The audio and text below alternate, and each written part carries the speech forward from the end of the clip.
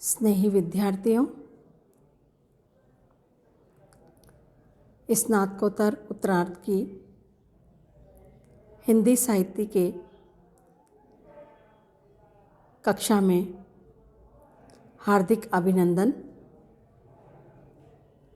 षष्ठम प्रश्न पत्र प्राचीन व मध्यकालीन काव्य के अंतर्गत आज हम सूरदास जी के ब्रह्मगीत सार की कथा वस्तु का अध्ययन करेंगे। भक्तिकालीन सगुणोपासक कवि शिरोमणि सूरदास जी का अद्भुत व अनुपम काव्य ब्रह्मगीत सार सुप्रसिद्ध है।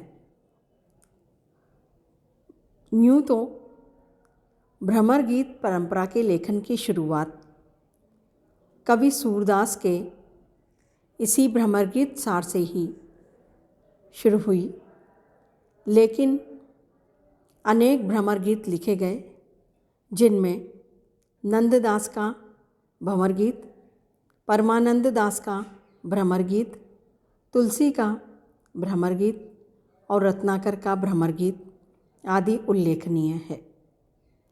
यहाँ हम समझते हैं कि भ्रमर शब्द की व्याख्या कैसे हुई। भ्रमरगीत शब्द भ्रमर एवं गीत नामक दो शब्दों के योग से बना है। भ्रमर सामान्यतः उस श्याम वर्ण के उड़ने वाले लघु जीव का द्योतक है, जिसे अक्सर हम एक विचित्र ध्वनि के साथ फूलों पर मंडराता हुआ देखते हैं। इसके श्यामल शरीर पर पीले रंग का एक चिन्ह होता है तथा उड़ने के लिए पंख होते भी उसके 6 पाद होते हैं। इसे मधुव्रत, मधुकर, मधुप, अली, द्विरेक, षटपद, चंचरीक, अलिंद, सारंग, भृंग, भौरा आदि अनेक नामों से पुकारा जाता है। गीत शब्द यहाँ गान के पर्याय के रूप में प्रयुक्त किया गया है। इस प्रकार भ्रमर गीत का शाब्दिक अर्थ हुआ भ्रमर का गान, भ्रमर विषयक गान अथवा भ्रमर को लक्ष्य करके लिखा गया गान। ये भ्रमर गीत का सामान्य अर्थ है, जबकि साहित्य में इस शब्द में प्रतीकात्मक अर्थ को ग्रहण किया गया है। कवि सूरदास ने अनेक समानताओं के आधार पर भ्रमर के गुणों का आरोप कर अनेक पद लिखे। उद्धव में भ्रमर के गुणों का आरोप किया गया, कारण उद्धव का वर्ण काला था, वे योगी थे तथा पीत वस्त्र धारण करते थे। इस प्रकार भ्रमर से उनकी वर्ण एवं वेश साम्य था। अंतर्मुखी साधना में रत रहकर वे कमल संपुट के माध्यम से भ्रमर के प्रतीकार्थ में शामिल हो गए। इस प्रकार भ्रमर गीत का अर्थ हुआ उद्धव को लक्ष्य करके लिखा गया गान।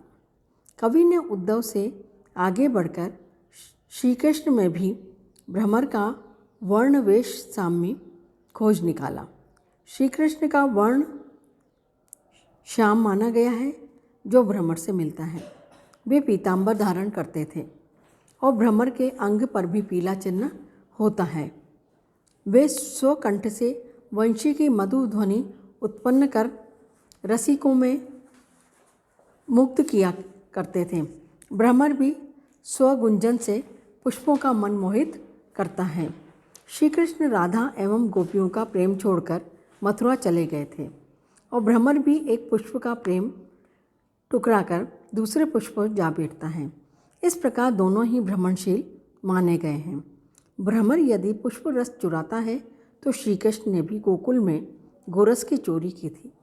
अनेक पुष्पों का प्रेमी होने के कारण यदि भ्रमर अपने प्रेम में चंचल, अस्थिर, कपटी एवं शठ हैं, तो श्री कृष्ण का प्रेम चांचल्य एवं शठ नायकत्व भी उससे कम नहीं था। ब्रह्मगीत सार की कथा वस्तु के बारे में चर्चा करते हैं तो ये प्रसंग श्रीमद् भागवत से प्रेरणा लेकर सूरदास जी ने जो ब्रह्मगीत प्रसंग प्रस्तुत किया उसकी कथा वस्तु में नवीनता और मौलिकता तो है ही, एक अद्भुत आकर्षण भी विद्यमान है। भले ही सूर के काव्य की कथा वस्तु भागवत का एक प्रसंग भर हो, किंतु वह इतना विशिष्ट और चित्ताकर्षक है कि उसके स्वतंत्र अस्तित्व को मानना ही पड़ता है। इसी कारण यहाँ हम उसकी कथा वस्तु का चर्चा करेंगे। श्री कृष्ण ने अत्याचारी कंस को मारकर गोकुल में वापस आने का विचार त्याग दिया। वे वहीं पर रुक गए।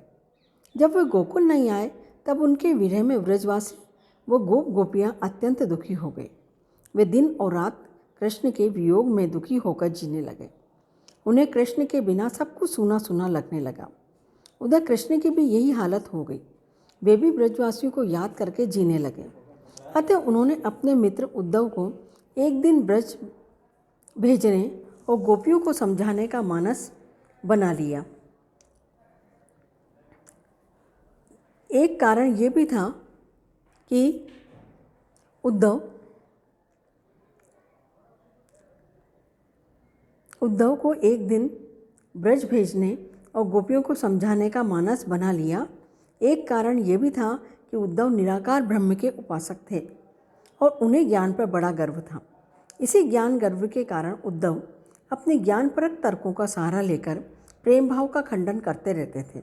गोपियों की स्मृति में दुखी रहने वाले कृष्ण को भी वे ज्ञान मार्ग का उपदेश देने से नहीं चूकते थे।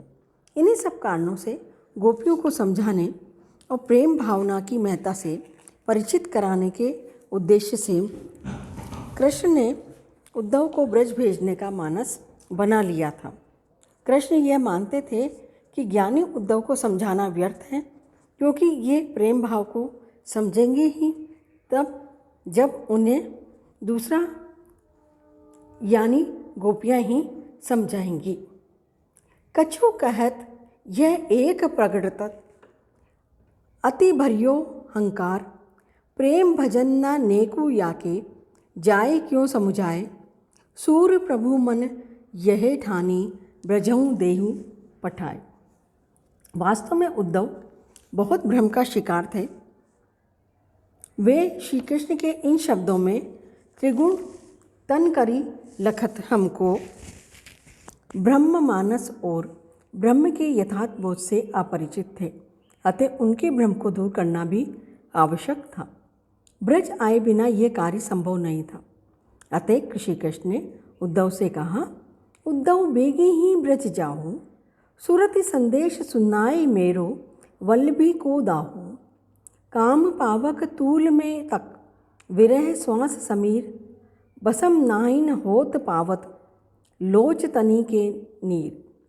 कृष्ण को भय था कि उद्धव कहीं अपने ज्ञान गर्व के कारण यशोदा माता और नंद बाबा को भूल न जाए।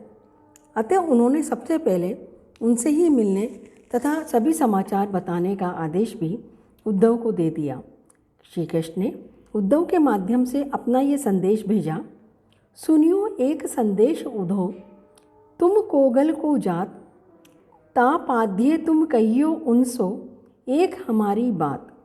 मात पिता को हेत जान के कान मधु मुरि आए, नाहिन श्याम तिहारे प्रीतम ना जसुदा के जाए। तुम्हें सबे मिली द्वारी दीनी, रंच दया नहीं आई, अरु ब्रज भानु सुहा जो कीनी, सो तुम सब जिए जानो। यही लाज तजी ब्रज मोहन, अब काहे दुख मानो। उद्धव कृष्ण के संदेश के साथ ब्रज पहुँचे तो गोप गोपिकाओं ने कृष्ण के वेश साम्य के कारण उन्हें श्री कृष्ण ही समझा।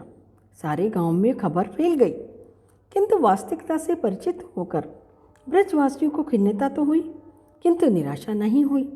गोपियों ने यह सोचकर संतोष कर लिया कि श्री कृष्ण ना सही, उनके सखा ही सही, कोई तो मथुरा से आया। गोपियों ने उद्धव को चारों ओर से घेर लिया और तुरंत प्रश्नों की झड़ी लगा दी। कहो कहाँ ते आए हो, जानत ये अनुमान मनो तुम, जादव नाथ पठाए हो। सर्वस ले सब संग सिधारे, अब कायर गहिराए हो। गोपियों ने उद्धव से कृष्ण की कुशलता पूछी और वे उद्धव को कृष्ण का मित्र मानकर उन्हीं के चरणों में नत हो गई। उद्धव ब्रजवासियों का प्रेम देखकर स्वयं प्रेममग्न होने लगे। उद्धव नंद यशोदा से मिले। नंद के आंगन में सभी लोगों की भीड़ लग गई। उद्धव ब्रजवासियों का प्रेम देखकर भावुक हो उठे और उनकी आंखों में आंसू आ गए थे। वे जो पत्र लाए थे उसे पढ़कर सुनाने में ही आश्वस्त से हो गए। पाती बाची न आवही, रहे नयन जल पूरी, प्रेम देखी गोपिन को, ज्ञान गर्भ गयो दूरी। किंतु शीघ्र ही उन्होंने अपने पर नियंत्रण पा लिया और उद्धव गोपियों को समझाने लगे। वे गोपियों को अपने अगम अगोचर ब्रह्म की महत्ता समझाने लगे। किंतु गोपियाँ जो कृष्णामृत का पान कर चुकी थी, उद्धव की बातें कैसे स्वीकार करती। अतः वे निर्गुण का खंडन और सगुण का मंडन करने लगी। वे भ्रमर को माध्यम बनाकर उद्धव को खरी खोटी सुनाने लगी, ऊपर व्यंग्यों की बौछार करने लगी, कृष्ण को उपालंब देने लगी और ज्ञानी मानी उद्धव को मूर्ख, लंपट, ज्ञानहीन तक कहने लगी। सारा भ्रमर गीत प्रसंग गोपियों की वचन चातुरी, सहृदयता और उपालंबों से भरा पड़ा है। नारी जाति की समस्त कोमलता उस भाव प्रधान कथानक का अजस्र प्रभाव बन गई है। कथा कहीं भी न हो तो अवरुद्ध है, नीरस है। गोपियों के भाव प्रेरित तर्क और उन्हें प्रस्तुत करने वाली शैली के कारण तो समूचा भ्रमर गीत एक अद्भुत व विशिष्ट काव्य बन गया है। कति में पंक्तियाँ द्रष्टव्य हैं। अपने स्वार्थ को सब कोई, उपकारी रहो मधुप रस लंपट, तुम देखे अरु वो। गोपियों ने श्री कृष्ण को नहीं छोड़ा। उन्हें श्री कृष्ण का कपटाचरण अच्छा नहीं लगा। अतः उन्होंने उद्धव से स्पष्ट कहा, मधुकर ये कार्य की रीति, मन दे सर्वस्व हरे परायो, करे कपट की प्रीति। उद्धव द्वारा निगुणोपासना का उपदेश देने पर उन्होंने तर्क देकर निर्गुण के स्थान पर सगुण का समर्थन किया। फिर अपने मन की एकाग्रता, एकाकारता और प्रेम भाव की अनन्यता का महत्व समझाया। उद्धव अपनी वाक चातुरी और निपुणता पर मनी मनमुग्ध हो रहे थे तथा उनके तर्कों का एक भी उत्तर देते नहीं बन पड़ रहा था। कुब्जा ने भी गोपियों के लिए संदेश भेजा था। अतः गोपियों ने झल्लाते हुए कुब्जा के प्रति भी अपशब्द कहे, देखिए व्यंग्यबाण छोड़े। उन्होंने न जाने कितने व्यंग्य किए, कितने तर्कों से उद्धव को छकाया, कितने उपालंब दिए, कितने कटाक्ष किए तथा कितने प्रकार से उद्धव के निराकार ब्रह्म और कुब्जा का मजाक बनाया। ये भ्रमर गीत के कथानक का एक विशिष्ट आकर्षण है। गोपियाँ अपने विरह में डूबकर सब कुछ भूल गई। सारा ब्रज विरह का सागर बन गया। उन्होंने उद्धव को अपने प्रेम का मर्म समझाया और अंततः तो ये स्पष्ट ही कह दिया, अखियाँ हरि दर्शन की भूखी, कैसे रहे रूप रस माती, ये बतिया सुनी सखी। उधो हम अजान मति भोरी, जानती है ते जोग की रातें, नागरी नवल किशोरी। उद्धव माने या ना माने, गोपियों ने अपना निर्णायक मत दे ही दिया। उधो मन माने की बात, दाक छुआरा छाड़ी अमृत फल, विष किरा विषघात, सूरदास जाको मन जासो, सोई ताही सुआत।